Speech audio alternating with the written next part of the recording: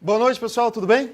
Boa noite, pessoal do presencial, boa noite, pessoal do online, né? Mais uma vez, mais um encontro rumo o quê? A nossa aprovação, né? Para ser aprovado num concurso público, tem que acertar quantas de informática? Todas, né? E é para isso que a gente está aqui, a gente sempre vem para acertar todas. É impossível? Claro que não, né? A gente sempre tem alguns problemas de bancas que colocam questões que tiram lá não sei da onde, né? Que justamente para tentar ver se derruba os candidatos. Mas a gente está aqui para tentar fazer com que vocês acertem todas, né? Só dando um recadinho pro pessoal do online, quem tiver alguma dúvida, né, o pessoal que está nos assistindo, manda lá o recadinho lá no nosso saque, lá o pessoal do online está lá pronto para receber essas dúvidas. Pessoal, lembra de colocar da onde que é, só para a gente mandar um alô.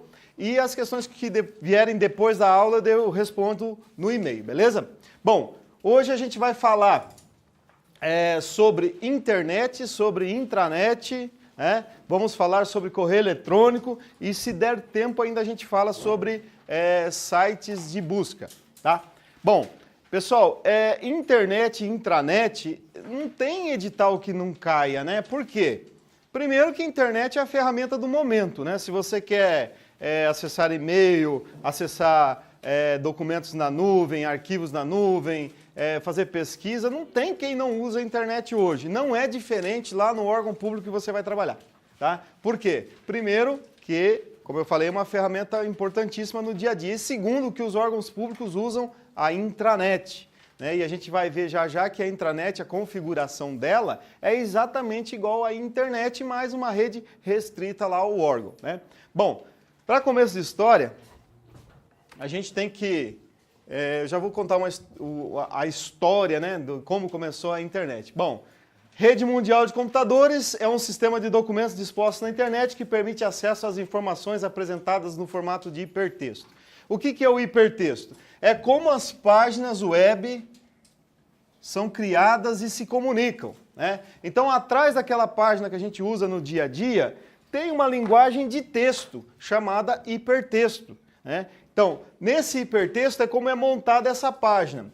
Aí, olha só, num hipertexto eu posso ter, aqui não está escrito, ó, eu posso ter vídeos, eu posso ter o próprio texto, né, o texto digitado mesmo da informação, eu posso ter imagens e posso ter som, certo? Numa página web, não posso? Claro, né, a gente entra lá, tem isso o tempo todo. Isso aqui, ó, se chama hipermídia, certo? Por que a gente tem que falar isso, dar esse nome para vocês? Porque o examinador, ele sempre vai usar palavras diferentes. Ele vai dizer assim, numa página web existe um documento no formato hipermídia.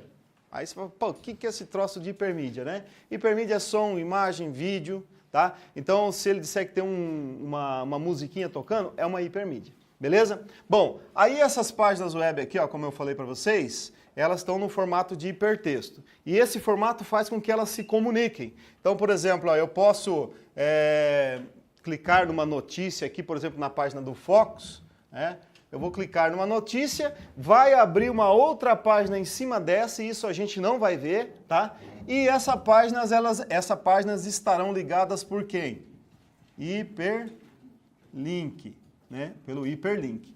Então, ó, cliquei numa... Ó, olha só a importância daquilo lá. Eu cliquei numa hipermídia, ou seja, eu cliquei numa foto, essa foto tem uma notícia por trás dela, aí vai abrir em outra página, essa página abre em cima dessa primeira, essa primeira se chama como?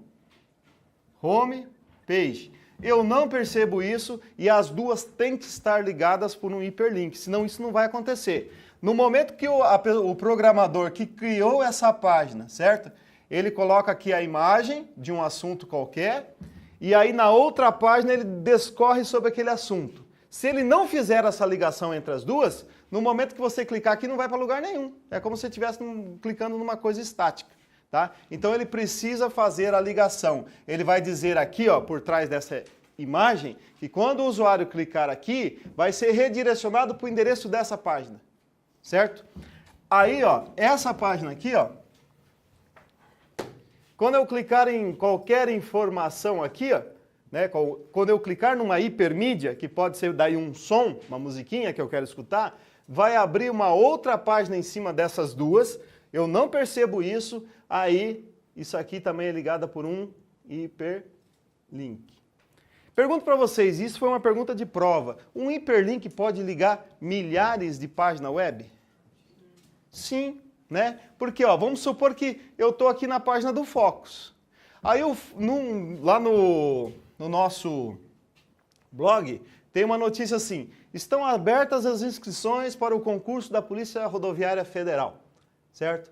Para fazer a inscrição, clique na imagem abaixo, ou no link abaixo. Quando você clicar aqui, vai redirecionar para onde? Para o site, provavelmente de quem? CESP, né? Provavelmente do CESP, certo? Mas aí olha só o que aconteceu, pessoal. Da página do Focus, foi para a página do CESP.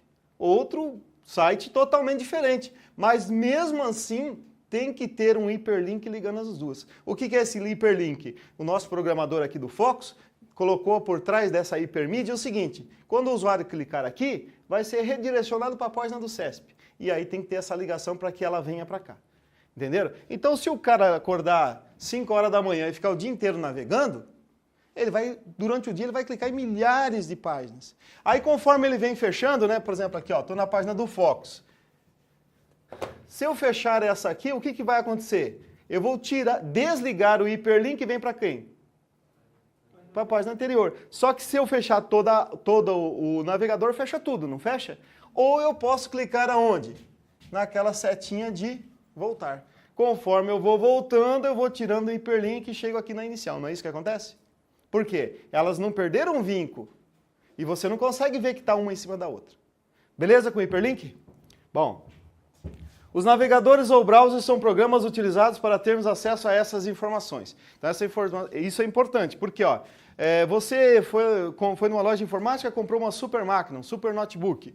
Aí você instalou um sistema operacional. Aí você pegou e comprou uma internet de alta velocidade. Se você não tiver um browser, você vai conseguir navegar na internet? Não, não vou conseguir. Por quê? Eu vou precisar ou do Internet Explorer, ou do Firefox, ou do Google Chrome, ou do Opera e assim por diante. Se eu não tiver um desses, não adianta eu ter acesso à internet, um provedor de internet que eu não vou conseguir navegar, tá? Essas perguntinhas parecem muito óbvias, mas isso colocado lá num enunciado de uma questão, de uma maneira um pouquinho diferente, ela pode confundir. Então você tem que prestar atenção que sem navegador ou sem browser, e ainda pode aparecer isso aqui, ó, web browser. Existe web browser? Browser, né? Existe ou não? Existe web browser? É a mesma coisa que browser, tá? Então a banca pode colocar navegador, pode colocar browser e pode colocar web browser. E aí você não se confunda com esses nomezinhos aí. Bom, um pouquinho de história aqui, né? Uma imagenzinha interessante que eu achei na internet, eu achei bem legal essa imagem. Como que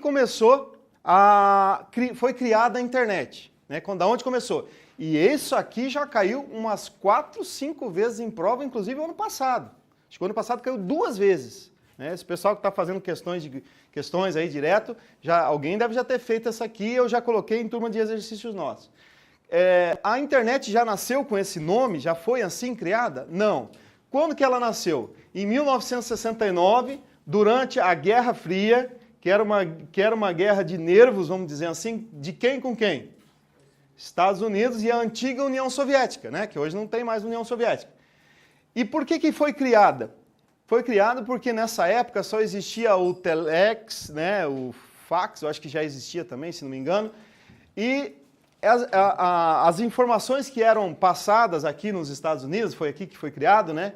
Elas eram muito suscetíveis de serem interceptadas. Então, passava uma informação lá, a União Soviética interceptava facilmente. Então, eles precisavam criar uma maneira de transmitir aquela informação e não ser tão fácil a interceptação. Aí eles criaram a ARPANET. Então, ó, quem quiser anotar aí, a ARPANET foi o princípio de tudo, tá?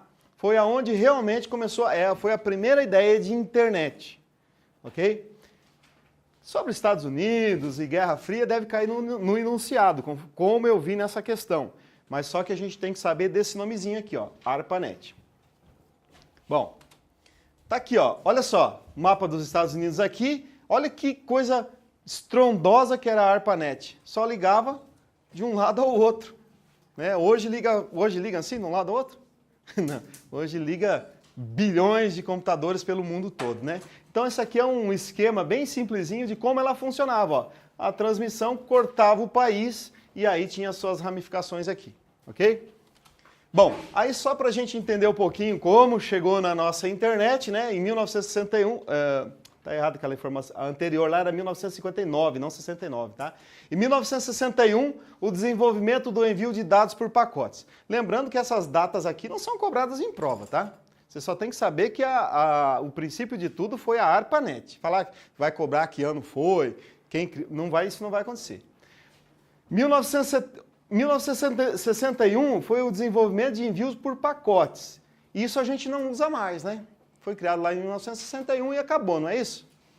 Não, até hoje ainda se usa o envio de dados por pacotes. Nós estamos no século 21, aqui era século 20, né? Isso faz 61, vai estar com quantos anos?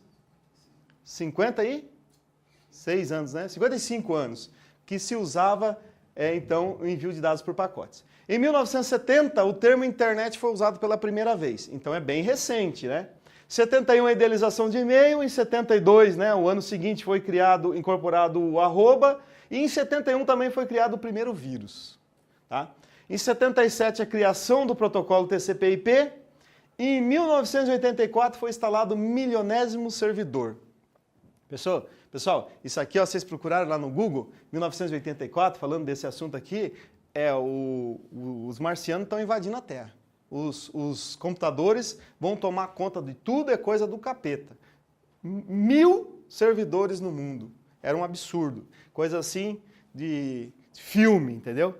Hoje, quantos servidores será que nós temos hoje? E olha quanto aqui de 84 para 2016, se não é pouquíssimo tempo para tudo isso, para toda essa evolução. Tá? E em 1989, né, realmente começou, esse Berners-Lee aqui, propôs o termo World Wide Web, que é o que a gente conhece até hoje, o www. Tá? Disso tudo aqui, eu só preciso lembrar que o nome inicial é ARPANET. É só um pouquinho de história, né, para não ficar tão simples a coisa aí. Agora a gente vai falar alguns tópicos que aparecem nas nossas provas para não nos pegar de surpresa. Primeiro, host. Vocês lembram que na aula passada eu falei sobre nó da rede, né? O que é um nó da rede? Quem lembra? Isso, o nó da rede é todo equipamento específico de rede. Por exemplo, placa de rede, o hub, switch. O que mais? Tem mais algum? Eu falei um agora há pouco aqui que caiu numa prova recente. A gente não estava no ar ainda. Bridge, né? Se aparecer lá na prova de vocês, a bridge é um equipamento de rede. Tá? Então, isso é um nó da rede. Então, o examinador sempre vai usar esse nome, nó da rede. E aí tem esse nome aqui, ó, host. O que é um host? Ó, qualquer computador ou máquina conectada a uma rede que conta com o número IP e nomes definidos. Então, o que eu posso dar como exemplo de um host? Um desktop, um laptop, um netbook, celular, tablet. Qualquer equipamento ou computador ou máquina que esteja conectado numa rede, certo? Ele é um host. Ó, vamos dar um exemplo aqui, ó, para ficar bem legal isso aqui. Eu tenho um computador aqui, aí eu tenho um switch aqui, esse tá ligado, daí eu tenho o modem ADSL aqui, ó, certo? Ok? Aí, ó, eu tenho um computador ligado uma impressora ligado nesse computador, tá? E aí eu tenho aqui também um tablet aqui, ó, wireless, né, que ali é o wireless. Isso aqui é um host? Sim, um computador, tá ligado numa rede, então é um host, né? Tá aqui ligado no hub. Esse tablet aqui é um host? Sim, se ele está funcionando na rede, está com o número IP. Esse número IP, vocês lembram que ele pode ser o quê? De que maneira? Tem duas maneiras. Vamos recapitular a aula passada. Duas maneiras que eu posso colocar o número IP aqui. Mas tem um outro nome, não é fixo. Dinâmico e estático.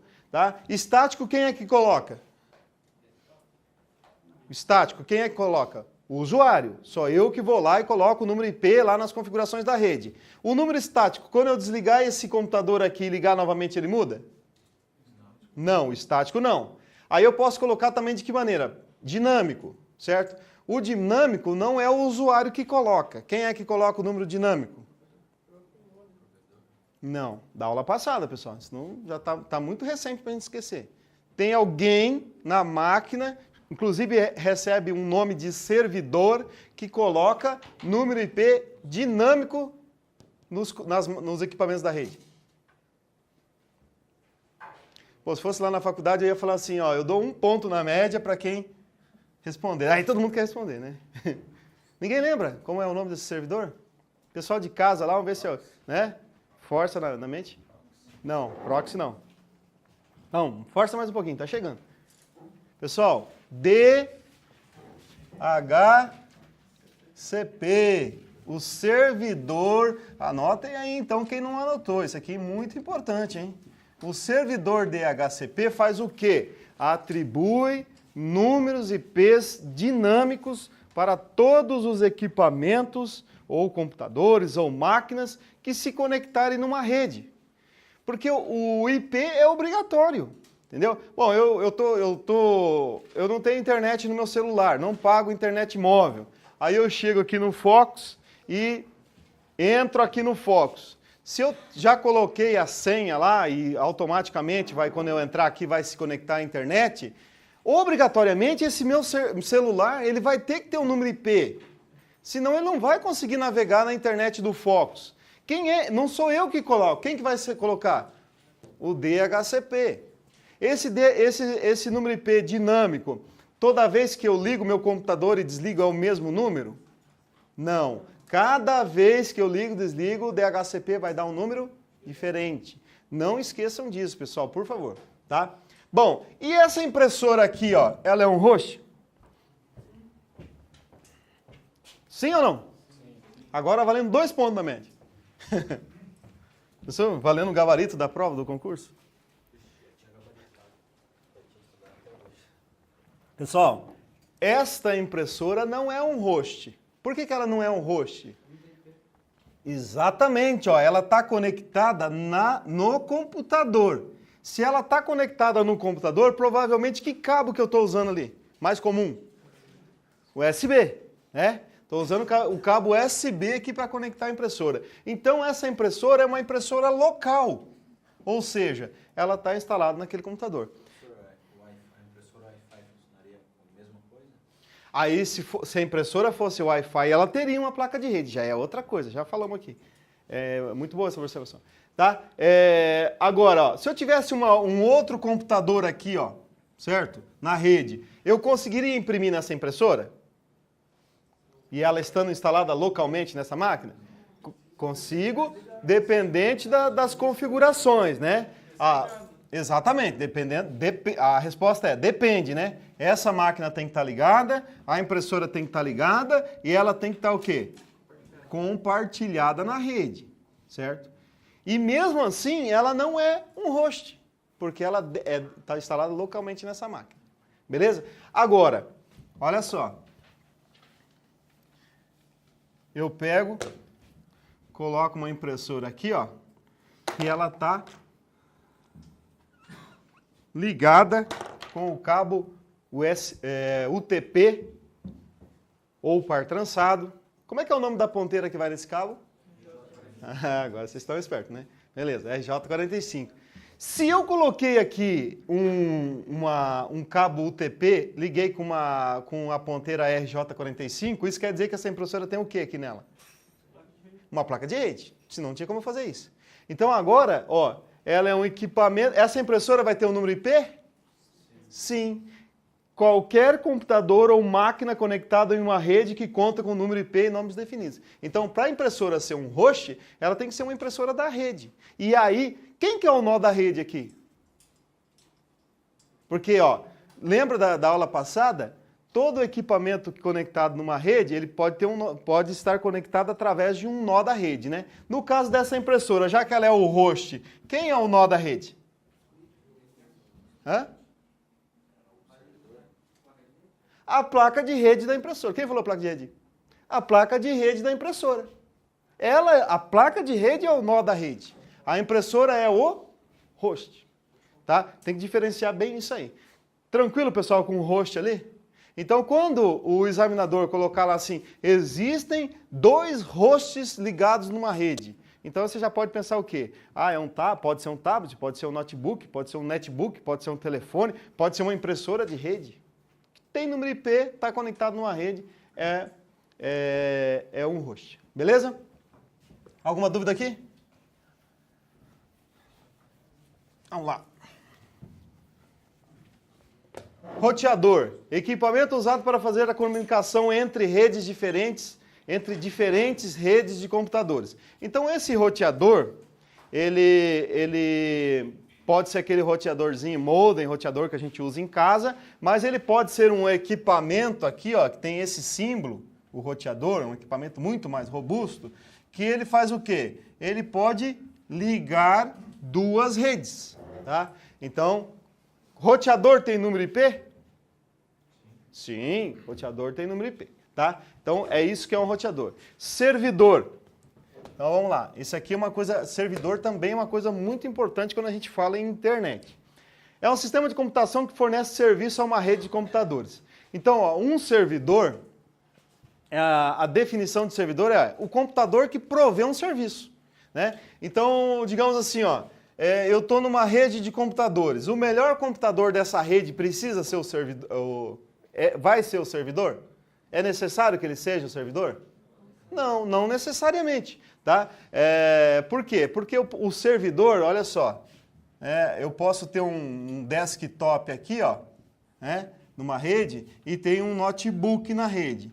O notebook pode ser um computador bem melhor que esse aqui. Pode ter um processador i7, 8 GB de RAM, e esse aqui tem um i3 com 4 GB de RAM. Só que eu vou instalar um software aplicativo aqui, no qual o notebook vai usar na rede.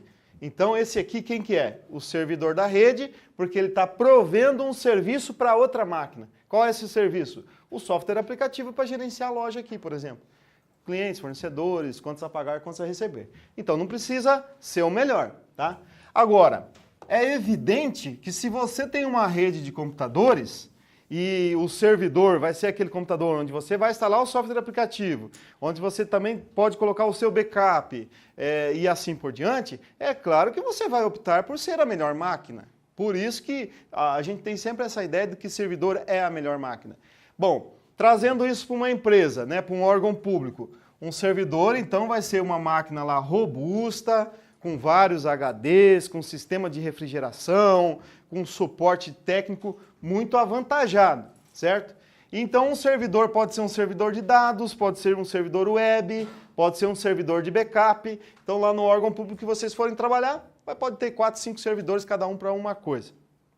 Tá? E eu não sei se vocês já tiveram a oportunidade de ir numa empresa grande, onde tem um esquema de servidores assim, de maior porte. Inclusive tem o piso elevado, tem proteção anti-chama, servidores ficam dentro de câmaras frias, dependendo do porte da empresa, né? Aqui na região a gente tem uma empresa grande que eu já visitei, a Copavel aqui, é assim, você vai lá, tem uns servidores dentro de um lugar refrigerado lá, que parece uma câmara fria. Tudo isso para quê? Para que o sistema não caia. Então essas máquinas serão muito mais robustas. Trazendo para a internet, tá? Então na internet nós vamos ter servidores. Para que vai servir esses servidores principalmente? Para hospedar a página web, né? Então o que acontece? O Google, ele está hospedado não só em um servidor, em vários. Mas então ele está num servidor. Se está na internet e está num servidor, essa máquina aqui tem um número IP? Sim, pode ser qualquer número lá, né? 200, 136, 010, certo? Só para relembrar que eu vi que vocês esqueceram algumas coisas da aula passada. Como é que chama esse grupinho de números aqui? Octetos, né? Esse número é um número decimal ou hexadecimal? Decimal, né? O número do host aqui, qual que é? Hã? O 10, lembra? Sempre o último número é o número de host. Tá? Bom, então o Google vai estar hospedado num servidor na internet e vai ter um número IP. Esse número IP do Google aqui, ó, é um número IP fixo ou é um número IP dinâmico? Fixo, ele nunca vai mudar. Porque sempre que o meu navegador quiser procurar o Google, ele vai procurar esse número. Nós já vamos ver isso, tá? Bom, aí remete uma coisa para nós, ó. A internet, ela é no modelo cliente-servidor. Isso aqui também sempre aparece nas provas. A internet é no... A internet não, todas as redes, né? Mas como a gente está falando de internet hoje, a internet é no modelo cliente-servidor. Certo? Aonde o servidor é a máquina que vai prover um serviço e o cliente... Pessoal, quem que é o cliente? Quem é o cliente? Sou eu? Vocês? Não.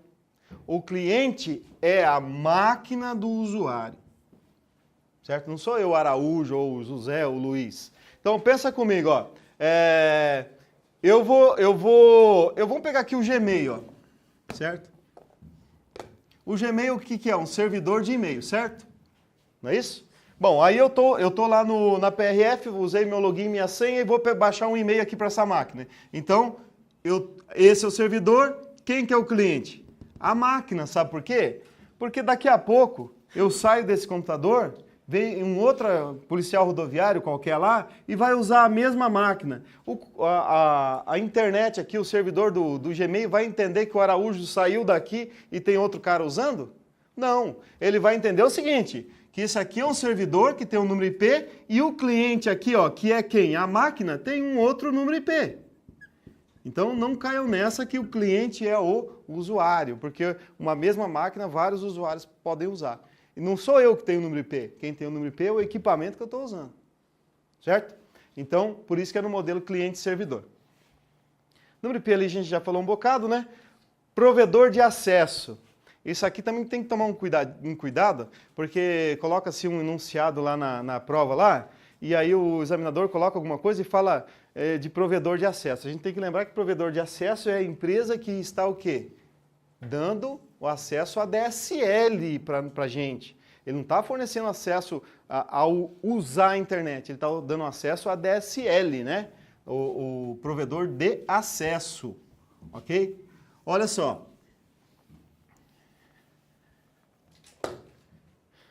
Tranquilo? Bom, aí a gente vem aqui falar de site, né?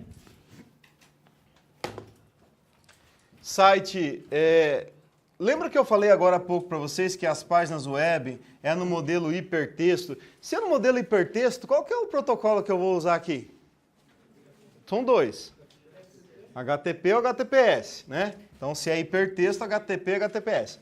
Então, eu estou aqui, ó, numa página web, por exemplo, aqui do Focus. Aí, quando eu clicar aqui numa hipermídia, né, vai ligar aqui com uma outra página através... Como é que é o nome dessa ligação? Hiperlink. Bom, site é isso aqui, um conjunto de páginas web, sendo que a primeira é chamada de homepage, tá? Beleza? Serviços. Pessoal, isso aqui, ó, é internet?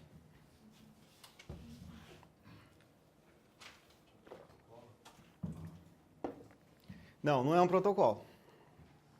Ó, o World Wide Web não é internet. Internet é o nome dado para a rede. A internet é uma rede só? Não, são várias redes ligadas entre si. A internet tem dono? Não, não tem dono. Se ela não tem dono, então ela é uma rede pública, certo? E aí você navega na internet de graça, não é isso? Aí você fala assim, tá, mas eu não pago lá GVT, né, ou qualquer outro provedor. Não, você está pagando acesso. Quando você cai aqui na rede pública, você não paga para navegar na internet. Por exemplo, você entra no site da Receita Federal, você paga? Entra lá na página da UOL, você paga? Entra na página do Focus, você paga? Não. Entra, sei lá, na Wikipédia, você paga? Não. Só que existe alguns sites que alguns serviços são pagos, né? Aí eu entro no site do Focus, eu posso ver um monte de coisa lá de graça. Mas se eu quiser assistir uma aula, aí tem que pagar, né? Tem lá os módulos, lá, aquela coisa toda. Na UOL também, tem algumas coisas que você tem que pagar, mas ela é uma rede pública, você tem milhões de informações lá sem precisar pagar nada. Fazer download, né? Você pode fazer download sem precisar pagar nada, beleza? www é um serviço. Que serviço é esse? É um serviço no qual eu posso, por exemplo, hospedar páginas web na internet, tá? Por isso que é www Focus Concurso, www Google, tá? Então isso aqui é um serviço. Bom, vamos lá. Qual um outro tipo de serviço que eu posso usar na internet? Ninguém lembra nenhum? Comércio eletrônico. Mas tem um nomezinho mais bonito. Qual que é? Do comércio e-commerce, né? Vai aparecer na prova e-commerce. O que é isso aqui? É um serviço de compra e venda que eu posso usar na internet. O que mais? Tem vários aí, pô. E-mail. Qual é o serviço que o e-mail nos proporciona? Receber e enviar mensagens eletrônicas, né? Não pago por isso? Para enviar e receber mensagem? Alguém paga aí? Não, pô. Se alguém paga, corta o serviço e vá para o Gmail, vá para outros aí que não vai pagar. Tá? Mais algum? Mais um só, pelo menos. Importantíssimo nos dias de hoje. Aplicativo em nuvem, EAD. EAD, muito bem. E aplicativo em nuvem também, né? Nós já vamos falar sobre isso, o Cloud Computing e o Cloud Storage, importantíssimo. São serviços de armazenagem na nuvem, por exemplo. Esse EAD aqui, ó, eu gosto muito de falar dele, porque para nós, concurseiros, é importantíssimo, né? Muitos concursos não têm, aliás, muitos não, pessoal. Vocês podem colocar aí que daqui para frente, quase que todos os concursos serão nível superior. Você pode ter certeza, né? Nós já tivemos a prova da PM de Santa Catarina no ano passado, que foi nível superior, a prova da PM de Minas Gerais foi nível superior, a PM aqui do estado do Paraná, se não vier nesse concurso que está próximo aí também para abrir, já tem rumores que logo sai, se não for nível superior, o próximo será, certeza. Então, para que serve isso aqui para o concurseiro? Porque nós temos diversas faculdades aí no Brasil que fornecem esse serviço de educação à distância, de um nível excelente, certo? E aí, acontece assim, ó, você vai fazer o concurso da PRF. O que está escrito lá no edital? Nível superior. Diz lá nível superior em direito? Bacharel em administração? Não, não diz nada disso. Então, o que você faz? Para acelerar a sua aprovação, quem não tem, corre atrás e faz um curso de educação à distância que seja mais rápido, né? Que seja de uma faculdade reconhecida pelo MEC, não vai fazer em qualquer porcaria também, né? Para que você chegue lá com 1 ano e meio, 1 ano, 2 anos, você pegue um diploma e está apto a fazer um monte de concurso. Dá para fazer isso aqui paralelo, estudar? Dá para fazer. Por quê? Você pode estudar das 6 da manhã à meia-noite, né? E fazer a faculdade da meia-noite às 6. Dá para fazer isso? Dá. Quem vai ser polícia já tem que botar isso na cabeça. Madrugada não foi para, né? Tô brincando, né, pessoal? Tem que dar uma relaxada também, né? Mas o dia que vocês forem policial lá é assim, né? 24 horas cravado, né?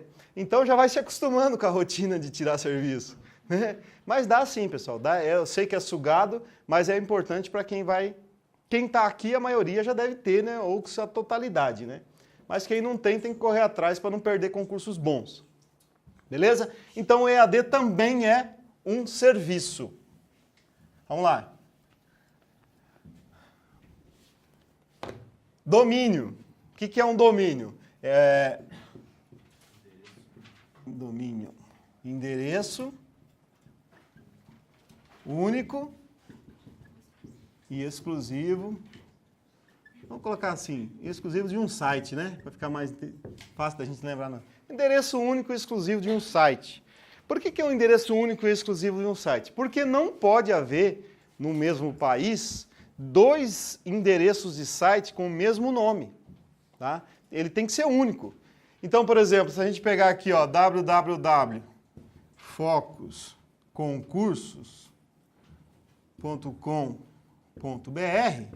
no Brasil registrado não vai poder ter nenhum nome de site com esse nome aqui, tá? Aí se o cara trocar uma letra qualquer aqui, aí já é outra coisa, tá? Então olha só, quando você vai criar um site, a primeira coisa que você tem que fazer é entrar numa dessas empresas que faz registros, Registro BR, Registro.br, tem diversas empresas aí. Teste isso em casa, é bem legal de fazer isso aqui. Você entra nessa empresa, né, no registro.br, digita lá o seu nome. Ele faz uma busca no Brasil inteiro se não tem nenhum site com o seu nome. Se tiver, ele vai dizer lá, ó, você não pode registrar isso aqui porque isso aqui já existe e domínio é o nome único e exclusivo, tá? Então, no caso aqui, Focus Concursos, né? Bom, mas é possível, né, se cair na nossa prova assim, é possível na internet aparecer dois sites com o nome exatamente igual? Por exemplo, ó, vocês de repente entrarem na internet e escreverem assim, ó, www.focusconcursos.com.br e aí quando você vai, vou assistir uma aulinha minha, quando você entrar, vai para uma oficina mecânica? Pode acontecer isso? Ou pode até ser Focus Concursos e ser uma empresa que está ministrando cursos lá online para concurso? Pode acontecer. Por quê? Porque existe uma coisa chamada servidor pirata, ok? Então, ó, o camarada monta um servidor pirata, pode ser até eu posso montar na minha casa um servidor pirata. E aí eu lanço lá um Focus Concurso. Então é possível sim ter dois sites. Agora, quando eu digo domínio, é registrado, né? E aí, por exemplo, ó, digamos que apareça aí um outro focusconcurso.com.br pirata, aí o que o Rui vai fazer? Vai deixar por isso mesmo? Não, né? Vai botar a polícia em cima, vai pegar esse safado, vai deitar o porrete nele e entrar com uma ação contra ele ainda por danos morais, aquela história, usou imagem, usou o nome, usou aquele outro, né? Então, por quê? Porque não pode. Legalmente, o dele é o único. Beleza? Bom, aí no domínio, pessoal, nós ainda temos uma sequência aqui, ó. Nós temos o tipo de domínio, que é aqui, por exemplo, o .com, né? O que é o .com? Que é um site comercial. Então, por exemplo, quando foi registrar esse nome aqui, ó, não sei em qual empresa que ele registrou lá, talvez seja no registro.br, então registrou lá e aí, esse nome não existe, então pode usar. Aí continua o cadastro. Chega no momento lá e vai dizer assim, o que o teu site vai fazer? O meu site vende aulas, né? Aula online e tal. Então ele é um site comercial. Se fosse um site de faculdade, seria o quê? .edu. Se fosse um site do governo, gov. Organização não governamental, org. E aí vai, né? Aí .blog, de páginas pessoais, e aí tem um monte aí, né? De sites aí com tipos de domínio. Agora, o que não pode é querer colocar www.focusconcurso.gov.br, né? Não vai aceitar, tá? Beleza? E aí o BR, o que é o BR? O país que ele está registrado, né? Então poderia ser PY, US e assim por diante, né? Tá? Tranquilo, pessoal? Alguma dúvida aqui sobre isso? Tá. Então domínio, endereço único e exclusivo de um site, ok? Download e upload. Bom, aí vocês vão falar para mim assim, não acredito que o Araújo vai falar isso para nós, né? Pessoal, é muito fácil errar a questão em prova sobre download e upload, tá? Então, é aquela, ó, cliente-servidor. As redes são baseadas no modelo cliente-servidor, né? A internet também. Então, o que tem que acontecer? Você sempre tem que lembrar o quê? Olhar lá no enunciado da questão e tentar associar com isso aqui, ó. O que tiver vindo do servidor para o cliente é o quê? Download. Dos clientes para o servidor, upload.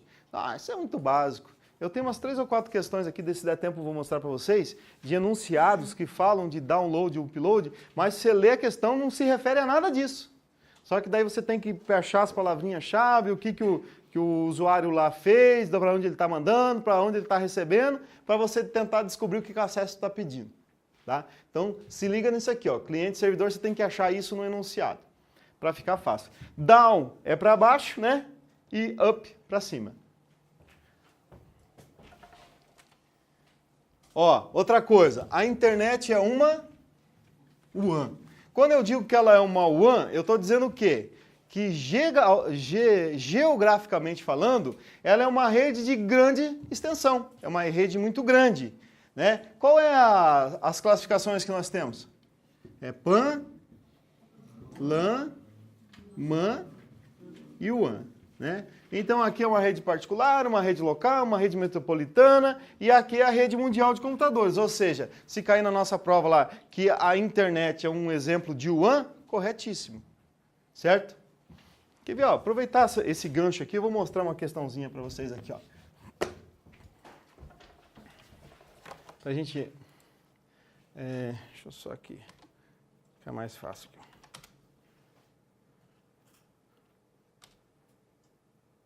Aqui, ó, deixa eu mostrar essa aqui. Olha que questãozinha, apesar de ter já um tempinho, né, de que ela caiu, mas nesse exercício aqui ela tá, é de 2010, mas já caiu de outras maneiras em outras provas. Ó, CESP, Caixa Econômica, 2010. Vamos ver o que vocês respondem aí para mim, ó. Em grandes áreas de uma cidade, como aeroportos e shopping centers, normalmente se encontram disponível a tecnologia WAN, que é um tipo de rede sem fio para acesso à internet. Certo ou errado? Qual que é o erro aqui? Primeiro que uma WAN não é uma rede sem fio. É uma Wi-Fi, né? E segundo o quê? Que num aeroporto e num shopping center, qual que é o exemplo da tecnologia? LAN, né? Tá? Então vocês viram como é que pode aparecer para a gente aí. Tem mais uma aqui, ó. Deixa eu mostrar também, que a gente já aproveita o embalo.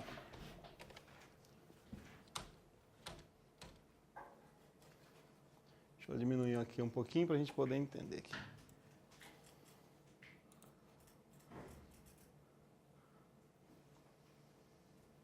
Aqui, ó. Sobre redes de computadores é correto afirmar. Primeiro, uma rede local é uma rede privada que conecta sistemas de computador e dispositivo em uma pequena área, como um escritório, uma residência, um edifício? Certo ou errado? Certo, né? Uma rede metropolitana, ou uma Metropolitan Area Network, é uma rede que conecta sistemas de computadores, aliás, conecta-se a isso, e dispositivo em uma área geograficamente que abrange uma cidade? Certo, né? Agora vamos para o que interessa para nós aqui, ó. Uma rede geograficamente distribuída, uma Wide Area Network, é uma rede que conecta sistemas de computadores e dispositivos em grandes regiões geográficas? Certo? Certo. Próxima.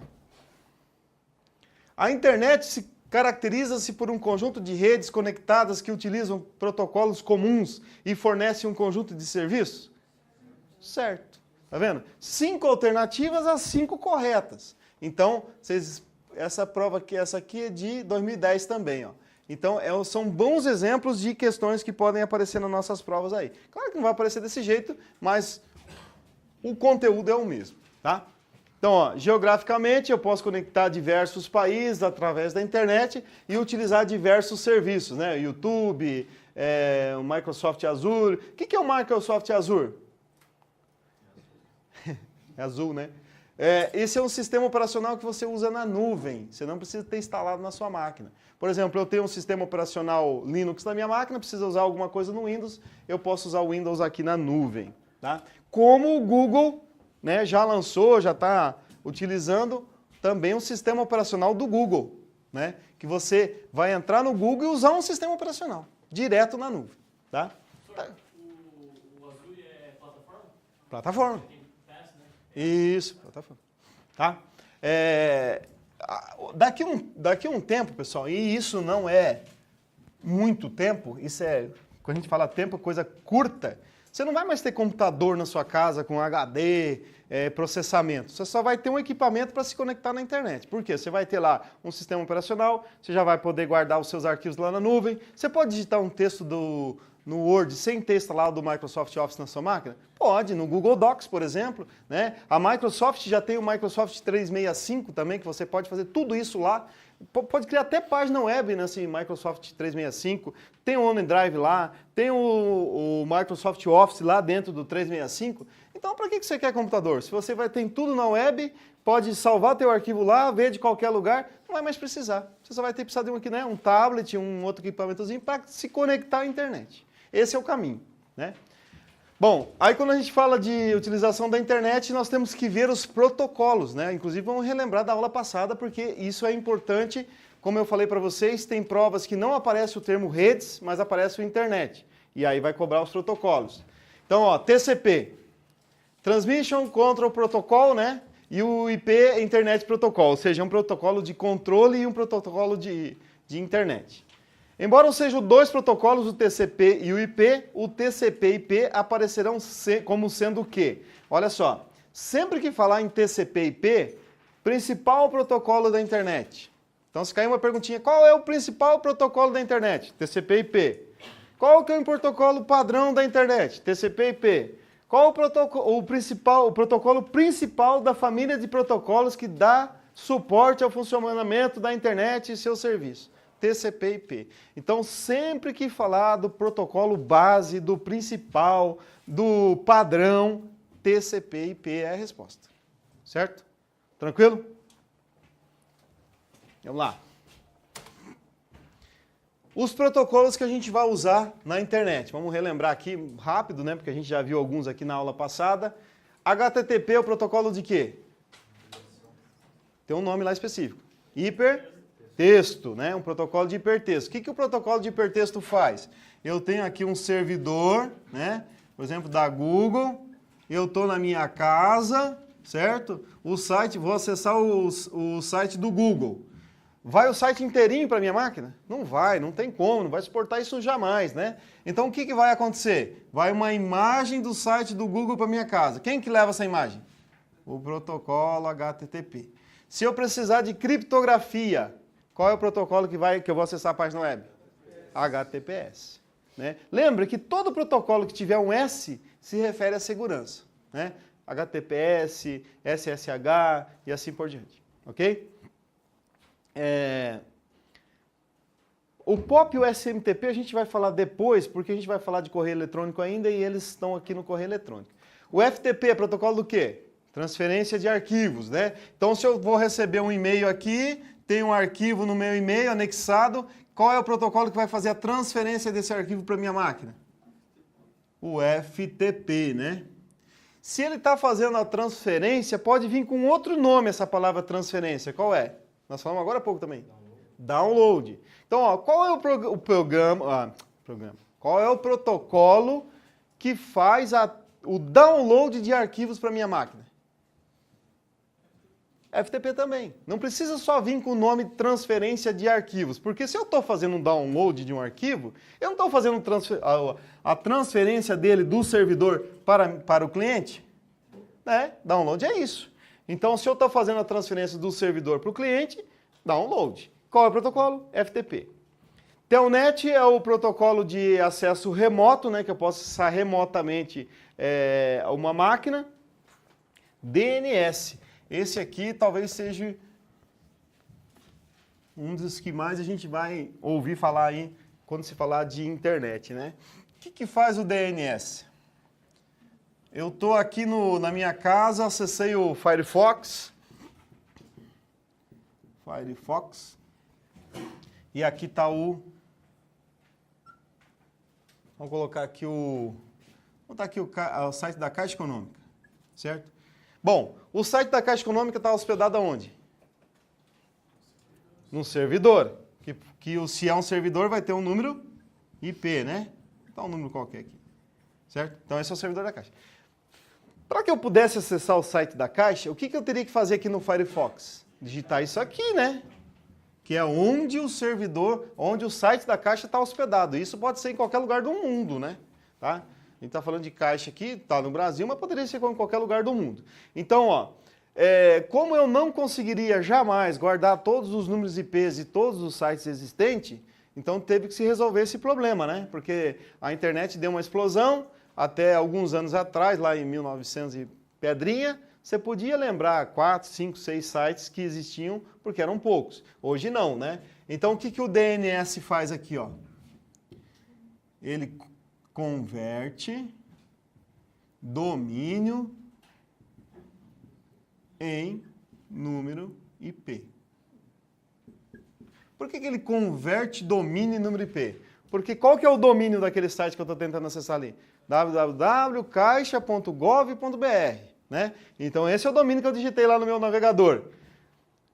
Meu navegador, antes de sair pelo modem e para a internet procurando www.caixa.gov.br, ele transforma esse domínio neste número. E aí o que ele vai sair procurando? O número. Como esse número aqui é um número fixo e único, não vai ter outro servidor com esse número no mundo, ele vai achar com facilidade, tá? Se tudo estiver conectando de perfeito, certo? Então o DNS faz aquilo ali. E pode ser vice-versa também, tá? Se eu souber o número da caixa, eu posso digitar aqui em cima no navegador. Ele vai abrir lá o site da Caixa Econômica, tá? Se eu souber o IP dela. É fácil descobrir o IP, né? Eu acho que aqui não sei se a gente tem acesso à internet aqui. Vamos ver aqui, ó. Ah, não, está sem acesso à internet. Mas como é que você faz isso? Você digita aqui na caixa de pesquisa aqui, ó, CMD. Abre essa caixinha aqui, né? E aqui a gente digita o quê? Quem que sabe? ipconfig o quê? /al. Você digita aí. Vamos ver se vai funcionar. Não tem acesso à internet, então não adianta. Então você digita aqui, ó. E digita o quê? ipconfig /al? Não, né? Eu estou falando, eu fui na de vocês aqui. ipconfig /al, você dá um enter, ele vai nos dar aqui, ó, todos os números IPs, né, e máscara de subrede e gateway dessa máquina. Então, se eu quiser saber o número IP daquela máquina e ele for dinâmico, eu digito ipconfig /al. Aí ele vai me dar. Para achar um site, eu tenho que digitar o quê? Ping, faz assim, ó, ping www.google.com.br e dá um enter. Ele vai fazer uma pesquisa, se você tiver acesso à internet, vai te dar o número do IP do Google. Aí você pega aquele número, digita no seu navegador e vai entrar no Google. Pode fazer de qualquer site que vai dar certo, tá? Beleza?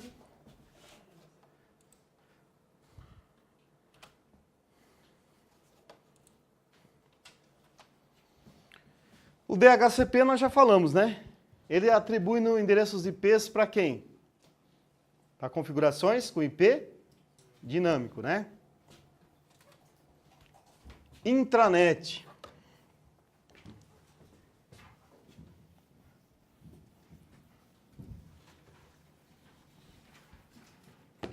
Pessoal, esse termo intranet, ele é um termo que também aparece sempre nas provas. Por que ele vai aparecer sempre nas provas? Porque todo órgão público vai ter uma intranet. Isso é certo, tá?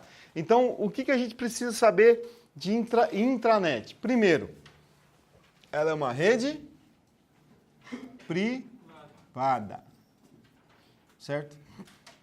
É uma rede privada de uso exclusivo dos seus agentes. Então, se eu estou lá na PRF, certo? E lá estou na intranet da PRF, ela é de uso exclusivo dos agentes lá da PRF, certo? Então, quais são as maneiras na minha prova que eu vou conseguir saber assim, não, o examinador está falando de uma intranet. Primeiro, olha só, deixa eu fazer um desenho mais simples aqui do que aquele ali, depois a gente volta para lá. Ó, para ser intranet, tem que ter algumas configurações básicas.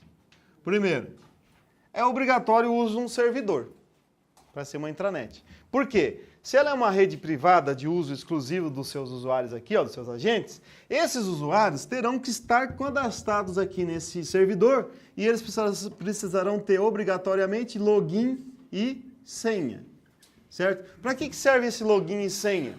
Para que eles tenham isso, autorização para usarem os serviços desse servidor, né? Acho que muita gente aqui deve trabalhar em empresa aí que usa a intranet, tá? Essa autorização e esse login, essa senha, ela tem um nível de acesso. Não é todo mundo igual, né? Tem uma pessoa aqui que trabalha aqui na recepção, vai poder só cadastrar e verificar agendamentos e aquela coisa toda. Aí pode ter aqui um agente da PRF aqui, ó, que ele tenha lá acessos em cadastro de multas, aquele negócio todo lá. E vai ter aqui o inspetor, né? Que vai ter acesso a quê? O que ele vai ter acesso, o inspetor? Tudão. Né? Ele é o manda-chuva, ele vai ter acesso a tudão. Então são senhas com níveis de acesso. Tá? Então é importante isso para a gente lembrar para a nossa prova. Não é todo mundo que pode acessar tudo. Bom, outra coisa importante para a nossa prova. A intranet, ela utiliza, isso aqui vamos até colocar de vermelho, que isso aqui é uma das coisas que aparece direto nas provas. Ó, ela utiliza todos os serviços e protocolos da internet. Tá? Então a intranet utiliza todos os protocolos e serviços da internet. Isso quer dizer o seguinte, ó, aqui, ó, quem trabalha aí em empresa ou trabalha em algum órgão público que tenha intranet, vai saber que aqui, ó, o sistema que você usa, o serviço da sua intranet, é via web browser, não é? Sim, você entra lá no navegador e aí já deve estar configurada a página lá da intranet, já aparece tudo o que você precisa naquela intranet, para os usuários aqui. Então, ó, eu tenho uma página web aqui, certo? Essa página web é como se fosse qualquer página aí de qualquer site, tá? Que a pessoa que cuida aqui da intranet montou ela de acordo com as necessidades, tá? Aqui eu posso ter softwares aplicativos que esses usuários vão usar, certo? Aqui, ó, nesse servidor, a gente vai poder controlar não só o acesso de login e senha para uso específico da intranet ou do software aplicativo, como também esse login e senha vai servir para quê? Para restringir o acesso do usuário com quem? Com a internet. Quem é que vai estar aqui instalado, e nós falamos isso na aula passada, que vai nos proporcionar esse controle? O proxy. Né? O proxy é um software que então vai gerenciar essa comunicação com a internet, né? Dizer o que o usuário pode e o que ele não pode acessar na internet. Então cuidado, ó. O proxy, ele não quer dizer, não é o software que gerencia aqui o usuário com o sistema. Ele é com acesso à internet. Aqui no proxy, ó, nós vamos ter páginas web em cache aqui no servidor, controle de usuário e assim por diante. Mas aqui, ó, os usuários, eles estarão cadastrados num outro sistema para ter esse login e senha. São coisas diferentes. Pode ser até a mesma senha o cara pode usar, tá? Beleza?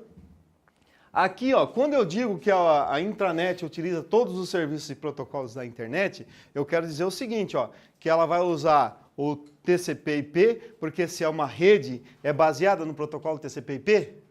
Sim, né? Mas, ó, ela vai usar o TCP/IP, ela vai usar o SMTP, ela vai usar o POP, ela vai usar o HTTP, o HTTPS, mas ela não usa o Telnet. Fechou? Tá? Então é assim que funciona. Tranquilo, pessoal? Né? Claro que usa, né? Quem que falou? Só a Tati. Pessoal, se é todos, tem alguma exceção? Não. O Telnet é o quê? Um protocolo de quê? De acesso remoto. Se é lá na internet eu uso o Telnet, aqui eu não vou usar? Eu utilizo todos. Quer dizer que, se eu quiser fazer um acesso remoto dessa intranet para fora dela, eu vou usar o Telnet ou o SSH. Tá? Então não caiam nessas pegadinhas que utiliza lá um monte, mas não utiliza esse. Não, são todos. Eu posso criar aqui, ó, uma rede social exclusiva desses usuários? Por exemplo, eu posso criar aqui um Araújo Book aqui, em vez de Facebook? Posso, sem problema nenhum, certo?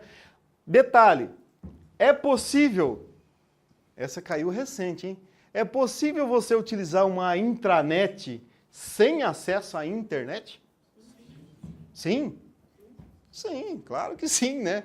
Por quê? Porque muitas vezes, digamos assim, ó, Claro que hoje isso é quase que impossível, né? Mas a resposta é sim, por quê? Pode-se ter uma intranet que tudo que se precisa usar está aqui dentro, que o cara não precisa ter acesso à internet.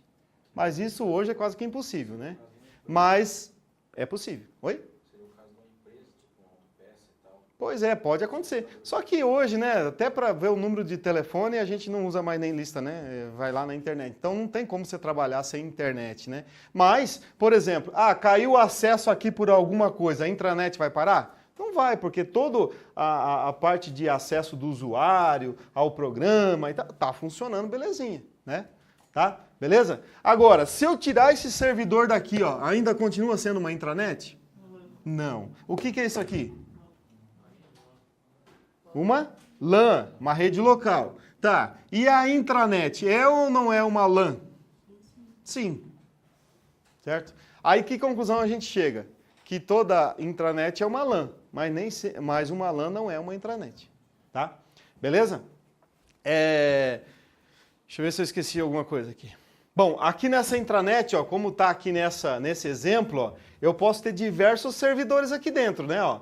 Eu posso ter servidores de dados, posso ter servidores de internet, posso ter equipamentos conectados, um único equipamento para toda a rede e assim por diante, tá?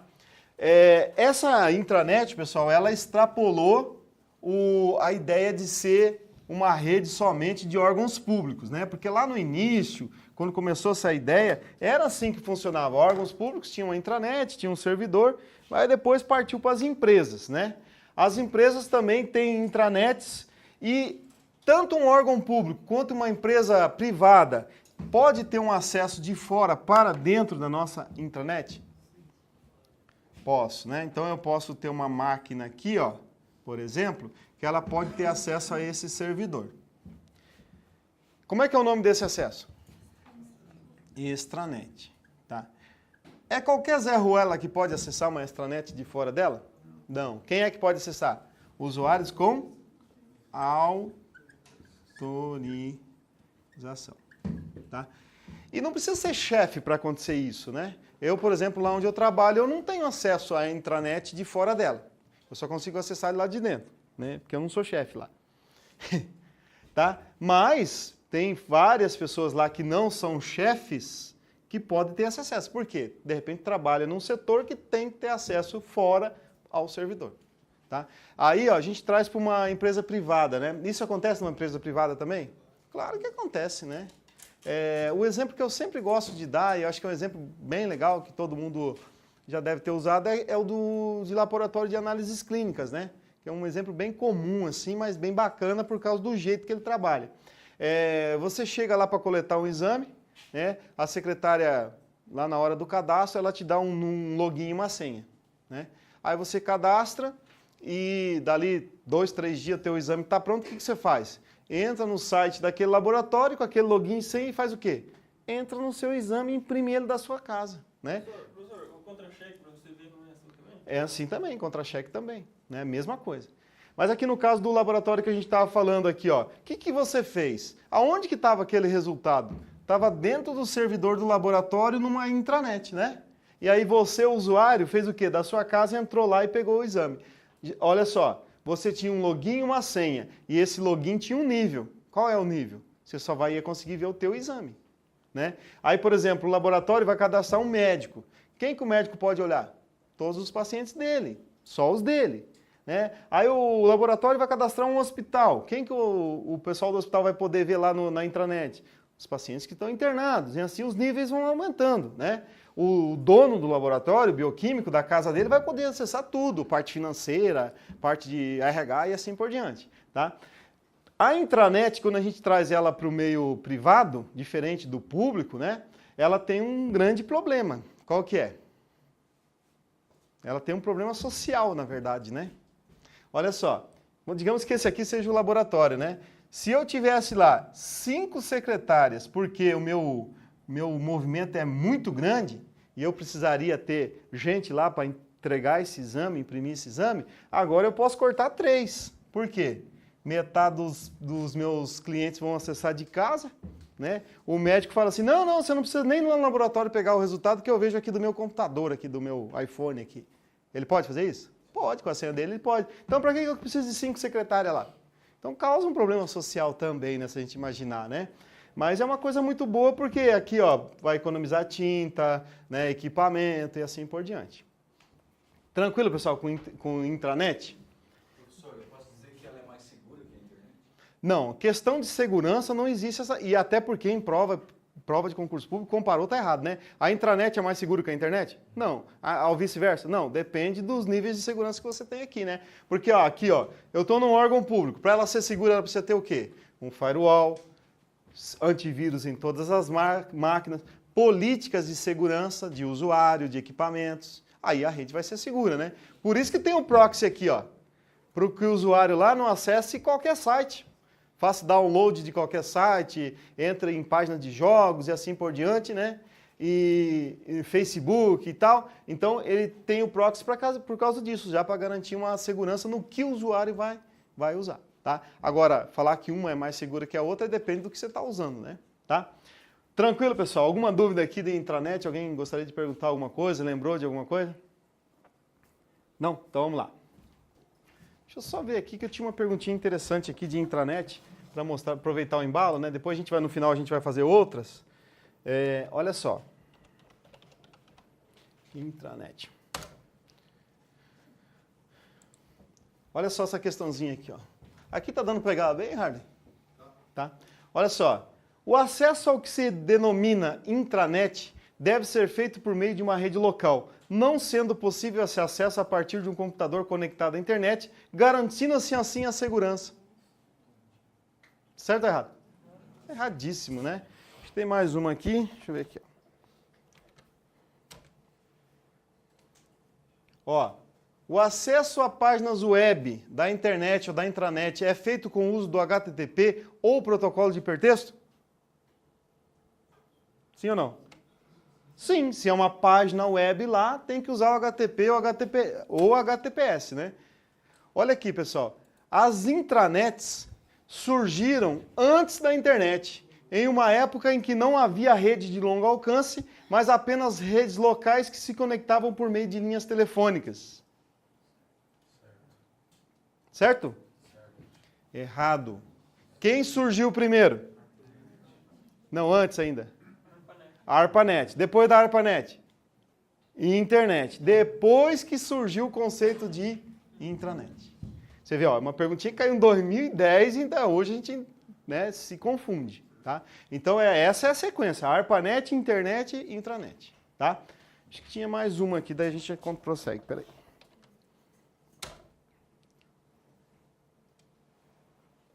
Aqui, ó. A intranet é um novo conceito de internet, isso em 2010, né?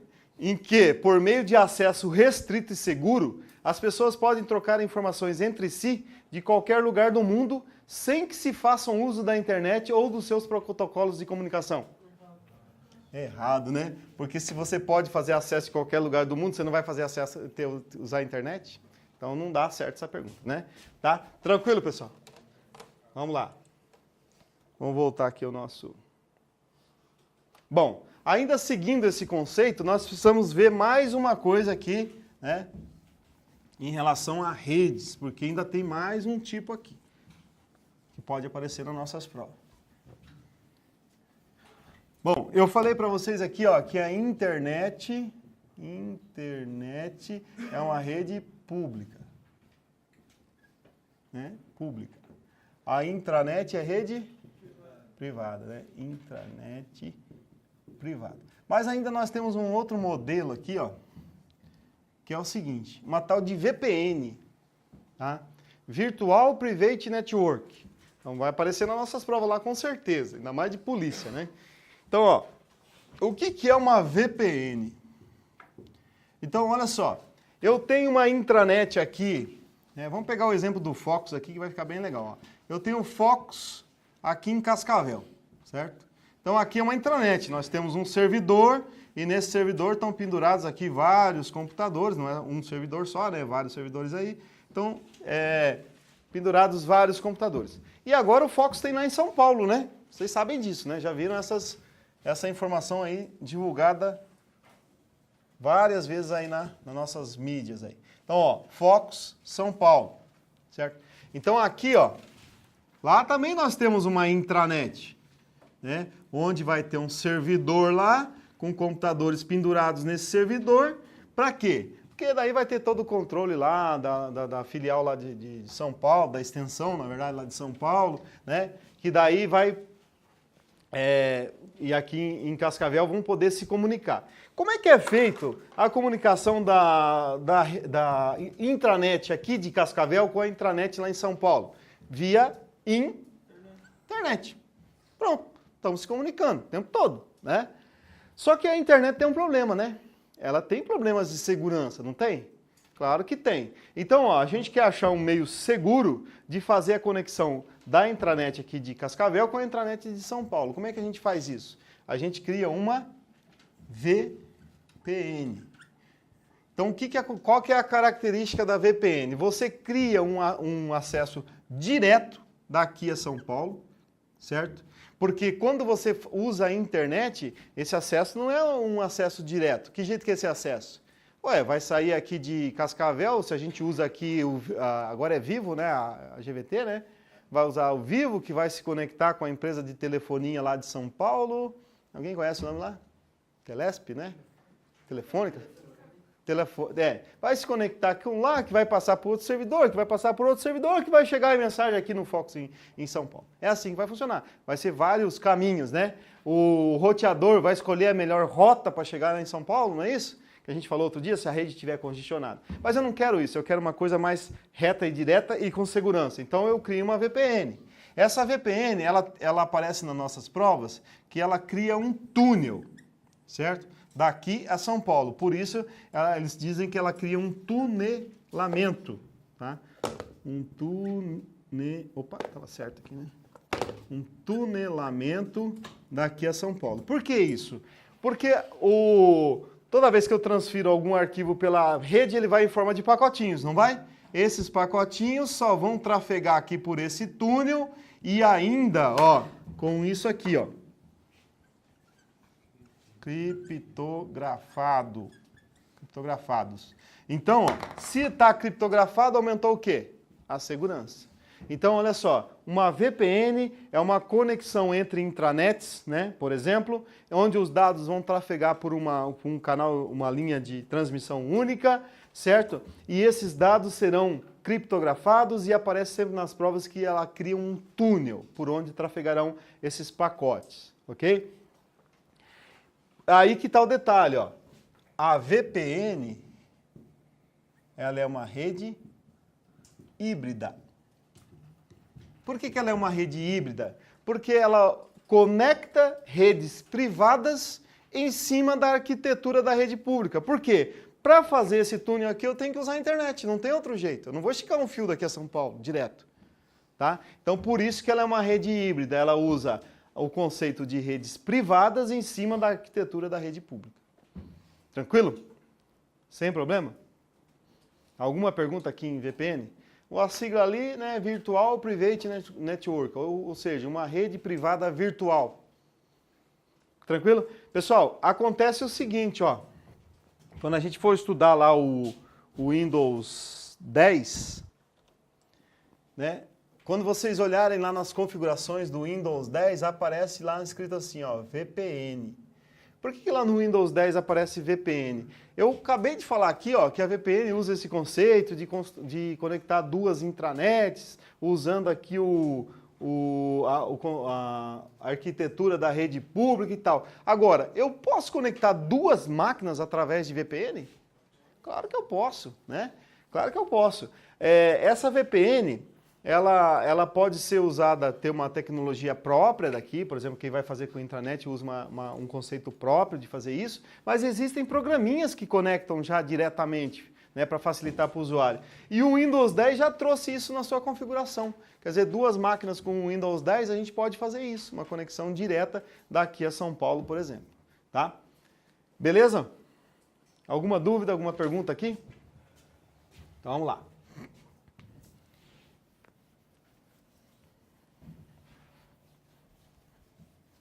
Bom, agora na sequência a gente vai começar a falar sobre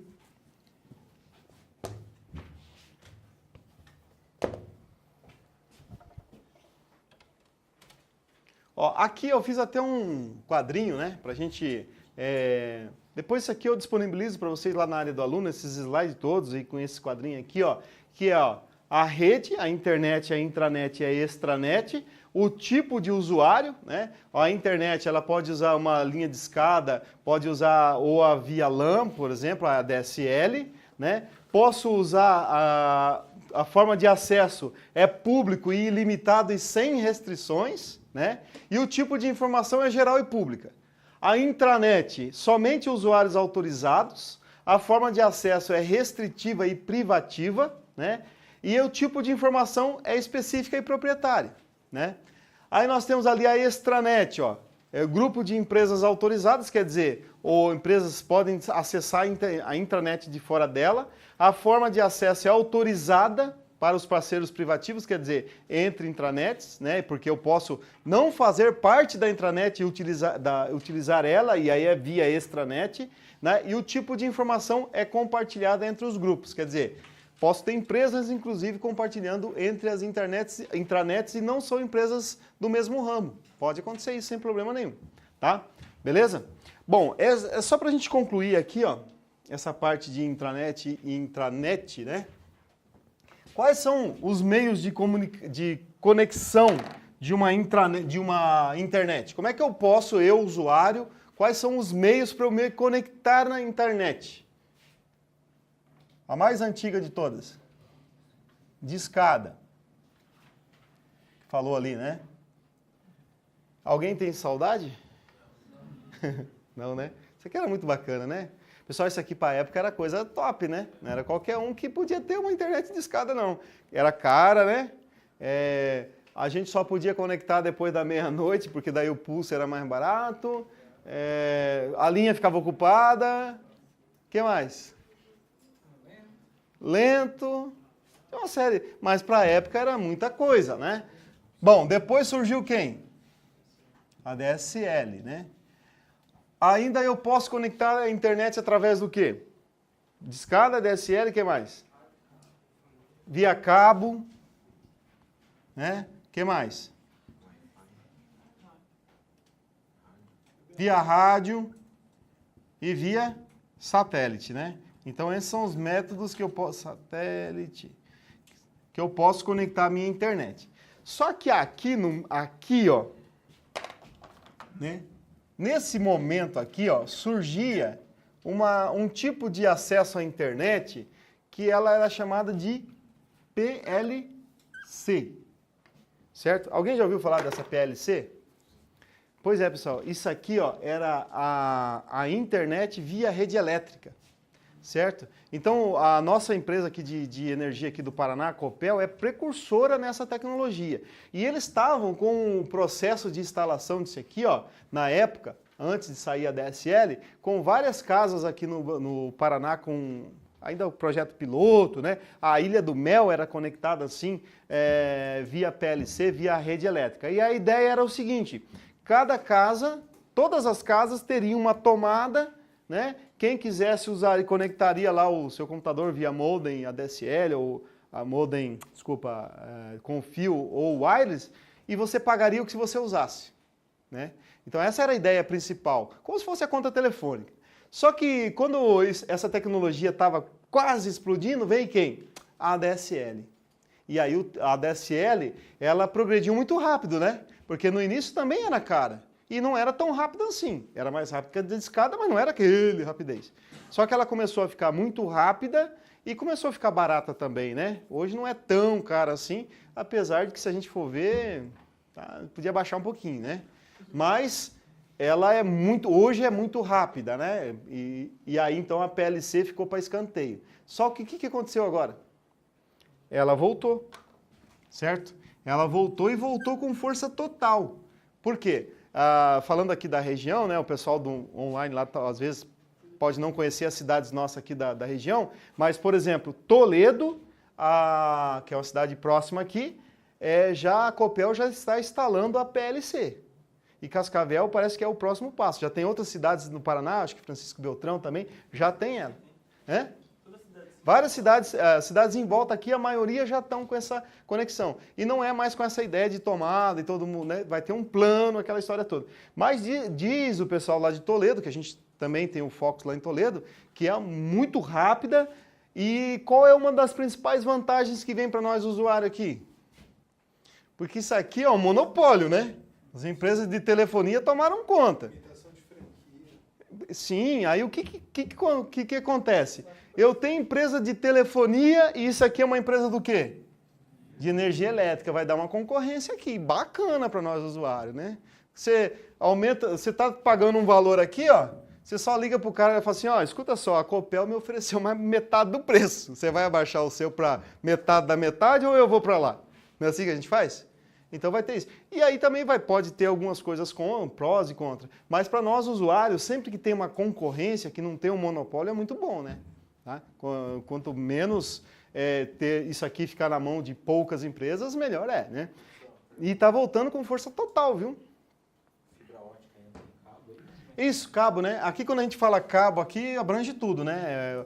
O coaxial, o TP, fibra ótica, tá? Porque daí... A Copel é fibra ótica, talvez por isso que seja também rápido, né? Então a tecnologia aqui é muito bacana, eficiente, tá? E aí, como eu falei para vocês, para nós usuários, isso é muito importante, tá? Alguma dúvida sobre isso aqui? Isso aqui acabou de vez, pessoal? Ainda não. Ainda há conexões discadas aí, algum sistema. Disquete acabou de vez? Não, ainda se acha locais que ainda a gente usa disquete, tá? Pessoal, faltam 3 minutinhos aí para dar nosso intervalo. Eu não quero começar o assunto a seguir aqui, a gente vai começar em correio eletrônico. Vamos parar 2 minutinhos antes, a gente volta 2 minutinhos antes também, tá? Para a gente não parar na metade do assunto, beleza? 15 minutinhos a gente volta e continua com o assunto aí.